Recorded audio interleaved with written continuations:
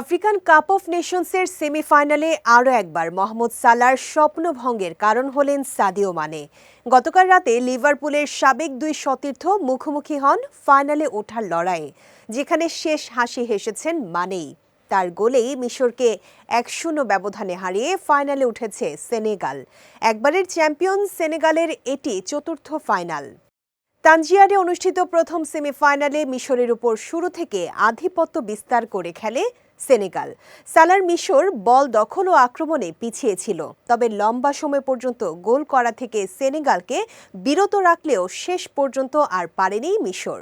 গোলশূন্য প্রথমার্ধের পর ৭৮তম মিনিটে সেনেগালের হয়ে কাঙ্ক্ষিত গোল এনে দেন সাদিও মানে। ফলে শেষ পর্যন্ত হার নিয়ে মাঠ ছাড়তে হয় সালাদের।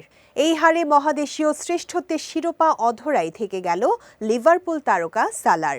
এটি ছিল সালার পঞ্চম আফ্রিকান কাপ অফ নেশনস। এর আগে দুবার রানার্স আপ হয়েছেন। দেশের হয়ে এখনও শিরোপা জেতা হয়নি তার। অপরদিকে শিরোপা জয়ের লড়াইয়ে সেনেগালের প্রতিপক্ষ স্বাগতিক মরক্কো। একই রাতে অপর সেমিফাইনালে টাই ব্রেকারে নাইজেরিয়াকে হারায় তারা। এই জয়ে ২০০৪ সালের পর প্রথম ফাইনালে ওঠার স্বাদ পেল ৫০ বছর আগে মাত্র একবারই চ্যাম্পিয়ন হওয়া মরক্কো।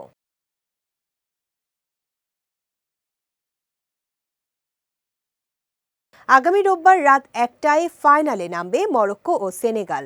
আফ্রিকান কাপ অফ নেশনসের ইতিহাসে এই প্রথম মুখোমুখি হতে যাচ্ছে দল দুটি।